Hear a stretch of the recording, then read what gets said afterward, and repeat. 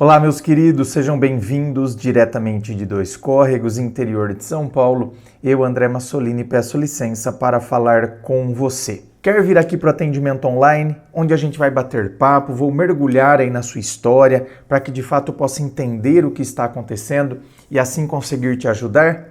É só você acessar o meu site www.andremassolini.com.br. Lá você vai ver todas as opções de atendimento, os valores, tudo certinho. Vamos então ao e-mail dela que diz assim: Olá, André, me chamo tal, sou de Fortaleza, Ceará. Tenho atualmente 41 anos, sou mãe solo de um menino de 8 anos, com rede de apoio insuficiente. Inicialmente quero te parabenizar por seu trabalho, pois é extremamente importante a forma direta que você fala com as pessoas, de modo verdadeiro, sem rodeios, parecendo espelhar um amigo próximo que percebe os meios ardilosos das relações que se tecem em cada contexto. Olha que bonito.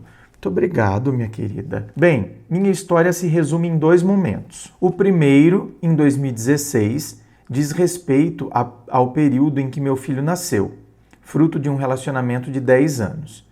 Quando, então, ele tinha 2 meses, estava cansada e na noite de Natal estávamos nos arrumando para jantar na casa de um tio do meu esposo, do meu ex-esposo. Quando este sentou próximo a mim, enquanto eu estava amamentando, segurou minha mão e disse: Conheci uma pessoa e estou indo embora. Meu Deus! Fiquei zonza, sem chão. Eu imagino. Esclareci brevemente a informação, mesmo atordoada. Lhe ratifiquei que estávamos casados e que tínhamos um relacionamento longo, mas se esta era sua decisão, que fosse feliz com sua escolha. Enfim, o outro nos dá o que tem. Nós recebemos o que merecemos. Segui minha vida com meu filho. Foi bastante difícil, pois ainda cursava a universidade e uma criança pequena demanda muita atenção. Mas segui. Fiz análise, cuidei também de mim e fui em busca de meus interesses pessoais. Passei por um longo período de luto, mas fiquei bem. Procurei me conhecer e me dar boas experiências com meu filho. Tenho meu trabalho e cultivo, à medida do que posso, meus hobbies. Importantíssimo. Importantíssimo isso aqui, ó. Cultivo, à medida do que posso, meus hobbies. Por que isso é importante? Porque amanhã ou depois, se eu for entrar num relacionamento, eu tenho que ter uma vida. É isso que eu vejo acontecendo nas relações hoje. As pessoas vão desenvolvendo dependência emocional porque elas param a vida delas para viver a vida do outro. Então, se ela tinha um hobby, se ela costumava jogar vôlei no sábado à tarde, né? Lá no clube, não sei das quantas, numa quadra de areia, ela para. Vai perdendo aquelas amizades que conquistou lá, sabe? Para. Ah, porque ele tem ciúmes. Ah, porque no sábado à tarde eu tenho que estar com ele. Escuta, mantenha seus hobbies. Lógico, eu não estou dizendo que se o seu hobby era passar o final de semana inteiro dentro de uma livraria, que isso continue acontecendo. Eu tenho que dosar. Então, se eu passar o final de semana inteiro numa livraria, agora eu comecei a namorar, eu vou passar o sábado à tarde na livraria, eu vou passar o domingo de manhã, não sei, né? Um período que não afete o meu namoro. Agora, se eu costumava jogar vôlei no domingo de manhã, por que eu não posso continuar jogando vôlei no domingo de manhã? Bom, o meu namorado, se quiser, ele pode até começar a jogar também. Eu realmente acho assim, eu acho complicado o seguinte: a pessoa, eu acho que ela tem que ter uma vida. Eu tenho que ter, sabe, os meus hobbies, os meus gostos. Eu tenho que entender que eu tenho uma vida. A segunda parte desta história se deu quando meu filho tinha 6 anos. Passei um longo tempo sozinha, tinha um encontro aqui e outro ali, mas nada muito sério. Até porque meu filho era pequeno, não queria expô-lo a uma convivência que não saberia se iria ser saudável ou não. Foi então que, bem próximo de meu filho completar 7 anos, conheci uma pessoa em um site de relacionamento. Relutei muito para usar este recurso devido às conversas serem muitas vezes ausentes de contexto e termos que iniciar uma relação virtual, causando muitas vezes uma impressão e, na realidade, as coisas costumam ser bem diferentes. Mas como não consigo muita folga para sair, fiz a experiência. Conversei com muitos rapazes até que curti a foto de um rapaz com o nome, ela coloca o nome dele aqui, que me parecia ter algumas situações demonstradas em fotos semelhantes com situações que eu costumo cultivar em meu contexto de vida. Havia imagens de ambientes bucólicos, cafés especiais, músicas de artistas que também consumo, prática de esporte ao ar livre. Enfim, iniciamos uma conversa e nos demos bem. Ao contrário das outras conversas por aplicativo de relacionamento, que os rapazes costumam ser bem diretos e convidar rapidamente para experiências sexuais, este me convidou para uma cafeteria.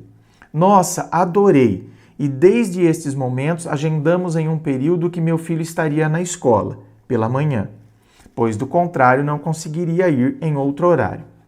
Foi um momento bem descontraído e leve. Conversamos sobre vinhos, músicas, rimos muito. Desde então ficamos nos vendo e conversando bastante. O nosso segundo encontro foi em uma manhã, fomos à praia e foi bem divertido também. Neste momento ele me roubou um beijo.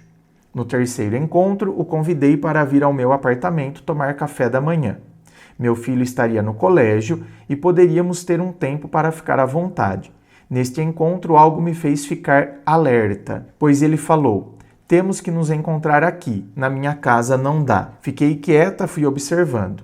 Até que tive a oportunidade de ir conhecer sua casa. Ele tem um filho de 26 anos, moram apenas os dois nos fundos de um quintal de uma irmã dele. A casa era de 2 vãos e não tinha como ter privacidade.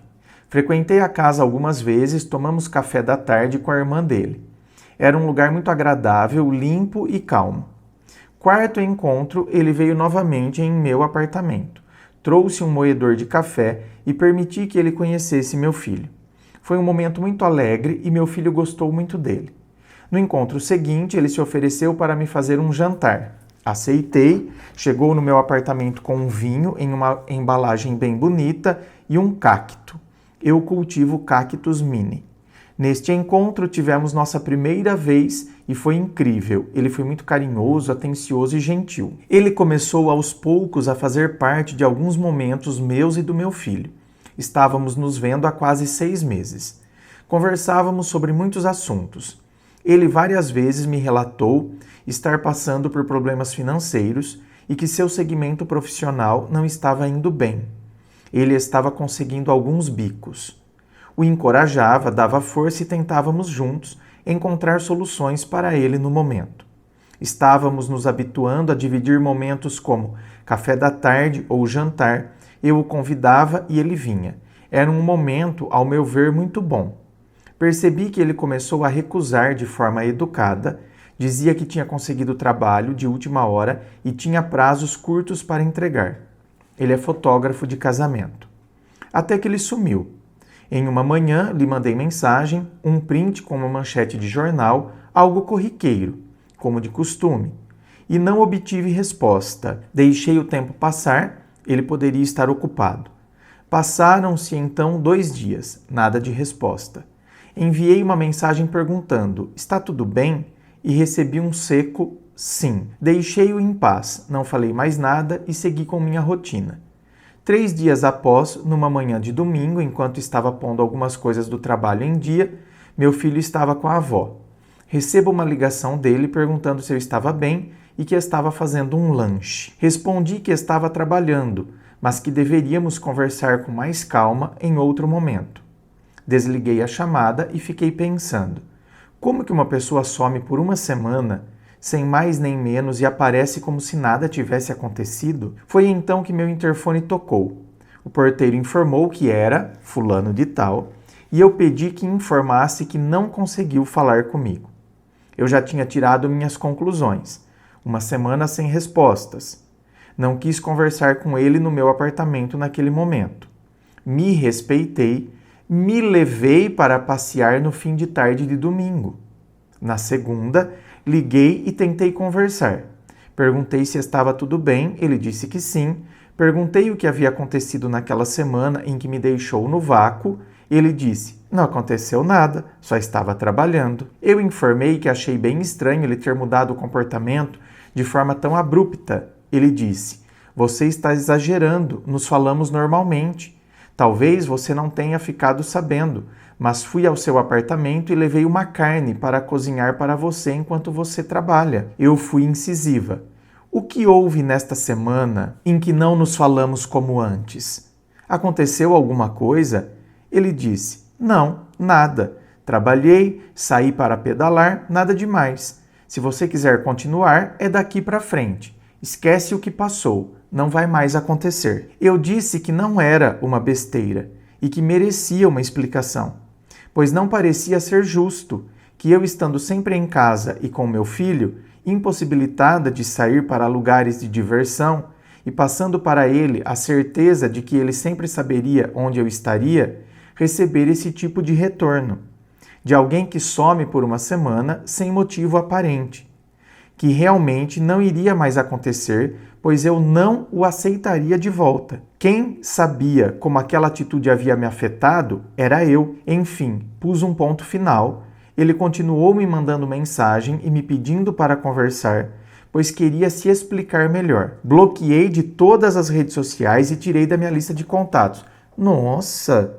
Mas mesmo ele falando que queria se explicar melhor, não é? Porque você falou assim, ó, eu disse que não era uma besteira e que merecia uma explicação. Então agora ele está querendo dar essa explicação e mesmo assim, meu Deus, tudo bem, né? É uma decisão sua. Mas será que não teve muita radicalidade aí, não? Eu acho muito importante esse posicionamento, eu sempre falo da importância do posicionamento. Mas, não sei, foi muito bom você ter se posicionado, foi muito bom você ter falado isso, né? Que merecia uma explicação. Como assim? Você mostrou que... Não, pera lá, eu não vou aceitar. O cara aparece aqui para querer assar uma carne, aparece aqui no meu prédio, como se nada tivesse acontecido, que é o que grande parte faz. Tanto que ele tentou, né? Falar assim, não, o que passou, passou. Se quiser continuar, é daqui para frente. Você viu o que ele falou? Ou seja, eu não vou ficar falando o que aconteceu. E você foi incisiva. Foi ótimo o seu... Pum! Foi ótimo. Mas agora ele quer dar explicações. E aí você então, não, já bloqueei, tirei da minha lista de contatos. Ele já me ligou várias vezes de outros números e eu volto a bloquear. Não quero mais e nem darei mais chance alguma. Eu me reconstruí a duras penas após o meu divórcio. Refiz meu mundo, vivo bem, tenho tranquilidade e qualidade de vida com meu filho. Fiz questão de relatar o início desta história com detalhes dos encontros para que sirva de alerta para as mulheres. O homem não chega na vida de uma mulher oferecendo o pior que ele tem. Ele vai mostrando aos poucos. Cabe a nós decidir o que é melhor. Eu vivi o momento, aproveitei o que tivemos de bom. Quando ele começou a querer desequilibrar minha vida, dei um basta. Muito obrigado, André, paz e luz. Então quer dizer, não está nem pedindo o conselho, né? É só um relato. Fiz isso aqui, pronto, acabou, beleza. Então, perfeito, minha querida, né? Eu posso considerar que foi muito radical, mas isso aqui é uma opinião minha. Se você considera que isso aqui foi o melhor que você fez com a sua vida, perfeito. Você é a senhora da sua vida e da sua consciência.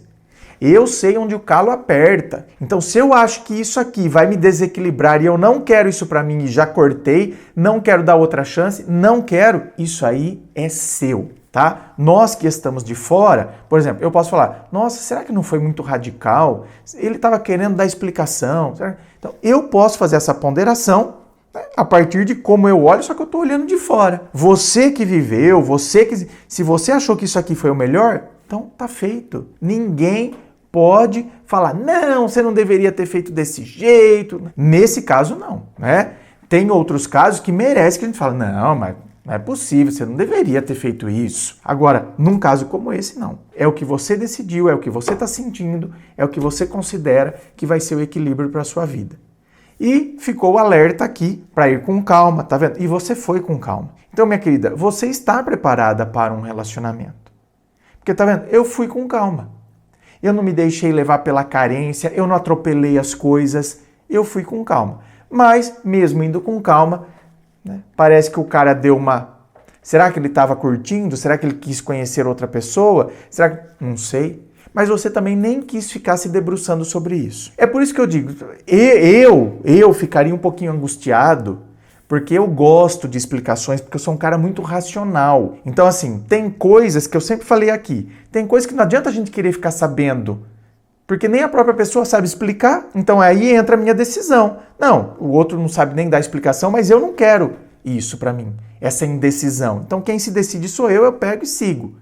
Agora, eu ficaria angustiado sabendo que o outro quer me dar mais explicações e eu já bloqueio e não quero nem saber. Eu gostaria de saber o que a pessoa tem a falar. Então, eu, no seu caso, no seu lugar, eu teria pelo menos ouvido. Aí eu poderia ter me decidido por bloquear, por excluir e tal. Mas tá vendo? Que bom. Se você não tem essa necessidade, não, eu não quero nem saber. Eu não quero nem saber. A partir do momento que ele falou isso aqui, não quero nem mais saber. Tchau, vou bloquear, não quero mais. Então, tá vendo? Onde entra, tá vendo? A individualidade de cada pessoa, o que cada um considera que será conveniente ou não, mas o posicionamento, né, é de fundamental importância. Inscreva-se, fico aqui aguardando a sua inscrição. Se você curtiu, dá o seu joinha, compartilha aí com seus amigos. Muito obrigado, beijo no coração e, é claro, um forte abraço.